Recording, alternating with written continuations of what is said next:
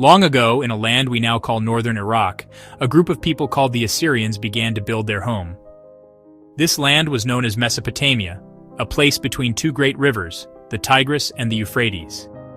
The Assyrians started as a small kingdom around the city of Ashur. For many years, they were not very powerful. They were often ruled by other, stronger kingdoms that surrounded them. Life was difficult and they had to learn to be tough to survive. This early period taught them important lessons about defense and survival, planting the seeds for the great empire that would one day grow from these humble beginnings. The story of the Assyrians starts more than 4,000 years ago, around 2000 BC. At first, they were mostly traders. Their merchants traveled far and wide, bringing back riches and new ideas to their city. This trade helped their small city-state of Ashur grow in wealth and size. However, being wealthy also made them a target for their neighbors. Other powerful groups like the Babylonians and the Hittites often tried to control them. The constant threat from outside forced the Assyrians to become very good at protecting themselves. They learned that to be truly safe, they needed to be stronger than everyone else around them. Over many centuries, the Assyrians slowly began to change. They were tired of being controlled by others. They started to build a strong army to defend their lands and to push back against their enemies. This transition from a nation of traders to a nation of warriors was a slow but steady process. They began to believe that their main god, Ashur, wanted them to conquer other lands and bring them under Assyrian rule. This belief gave them a powerful reason to expand their kingdom. They were no longer content with just being safe. They wanted to build an empire that would be feared and respected by all. The journey from a small city to a mighty empire was long and filled with challenges.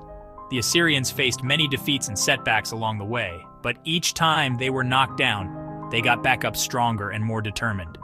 They learned from their mistakes and improved their skills in warfare and governing. This persistence was a key part of their character. They understood that building something great takes time and a lot of effort. This early history of struggle shaped the Assyrian people, preparing them for the day when they would finally rise to become the most powerful force in the ancient world, a true testament to their resilience. The Assyrians became famous for their incredible army. It was the most advanced and organized fighting force of its time. Their soldiers were professionals, which means being a soldier was their full-time job. This was very different from other kingdoms, where armies were often made up of farmers who fought only when needed. The Assyrian army was divided into different groups, such as archers who shot arrows from a distance, spearmen who fought up close, and cavalry who rode on horses. This organization allowed them to use different tactics for different battles, making them very hard to defeat. They were truly a force to be reckoned with. Great leaders, who were also kings, led this powerful army. One of the most famous kings was Tiglath-Pileser III. He made many changes that made the army even stronger. He was the one who created a standing army of professional soldiers. He also realized that to control a large empire, you needed to move your army quickly. So he built roads and established supply stations to make sure his soldiers always had food and equipment. Another famous and fearsome king was Ashurnasirpal II. He was known for his military campaigns and for being very harsh with the enemies he conquered, a strategy that made other kingdoms afraid to rebel against him. The Assyrians were also masters of technology, especially siege warfare. When they came to an enemy city with strong walls, they did not simply wait outside. They brought amazing machines with them to break down the defenses. They used huge wooden towers on wheels that could be rolled up to the city walls. Soldiers could climb these towers and shoot arrows down at the defenders. They also used heavy battering rams with metal tips to smash through city gates and walls. This technology gave them a huge advantage, as very few cities could withstand a direct Assyrian attack. Their engineering skill was as important as their soldiers' bravery. Their success was not just about fighting, it was also about control. After conquering a city or a kingdom, the Assyrians knew how to keep it under their rule. They would often take the local leaders and important people and move them to another part of the empire. Then they would bring in Assyrian people or people from other conquered lands to live there. This policy of deportation made it very difficult for conquered people to organize a rebellion. It was a clever, though cruel way to manage their vast territories and ensure that the empire remained stable and secure for a long time. At the heart of the mighty Assyrian Empire was its magnificent capital city, Nineveh. This was not just any city, it was the largest city in the world at its peak. Located on the eastern bank of the Tigris River, Nineveh was a symbol of Assyrian power and wealth. The city was protected by enormous walls that were said to be so thick that 3 chariots could ride side by side on top of them. Inside these walls was a bustling center of life, filled with grand palaces, towering temples, and beautiful gardens. It was a city designed to impress and intimidate anyone who saw it, a true jewel of the ancient world. The kings of Assyria poured immense resources into making Nineveh a wonder. King Sennacherib, in particular, made Nineveh his great project. He built a spectacular palace that he called the Palace Without a Rival.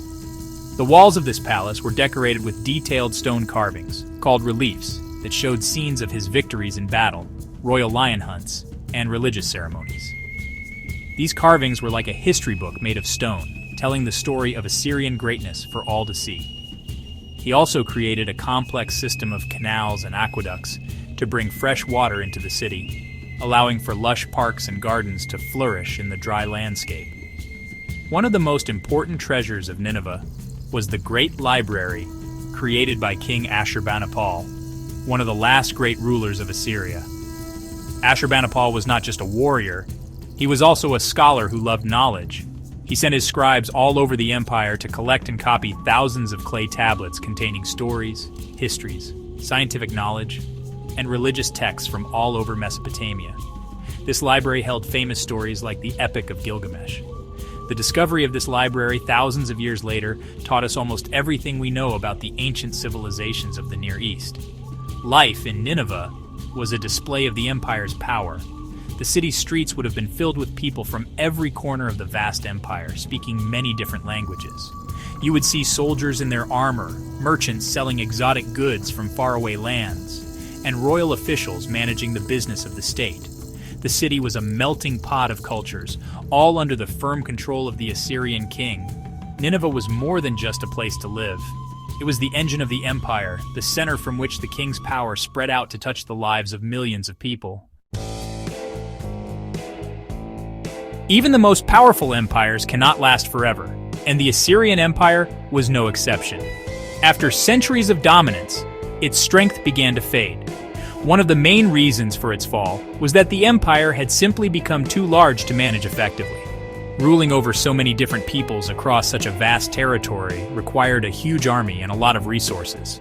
The constant wars and rebellions were very expensive, both in money and in soldiers' lives. The empire was stretched thin, and cracks began to appear in its foundation, making it vulnerable to its enemies. The Assyrians were known for their harsh and brutal treatment of the people they conquered. They used fear as a tool of control, but this created a deep and lasting hatred among the people they ruled. Generations of conquered peoples remembered the cruelty of the Assyrian armies and waited for a chance to get their revenge. This widespread resentment meant that when the empire started to show signs of weakness, its subjects were not just willing to rebel, they were eager to do so. There was no loyalty to the empire, only a burning desire for freedom and vengeance against their oppressors. The final blow came from a new alliance of enemies. The Babylonians from the south, who had long been under Assyrian rule, joined forces with a powerful group from the east called the Medes. Together, they formed an army large enough and strong enough to challenge the once invincible Assyrians. In 612 BC, this combined force attacked and destroyed the great city of Nineveh. The fall of the capital was a catastrophic event. The city was burned to the ground, and the mighty Assyrian Empire, which had terrorized the ancient world for so long, came to a sudden and violent end. The collapse of the Assyrian Empire changed the map of the ancient world. The Babylonians rose to take their place, creating a new empire of their own.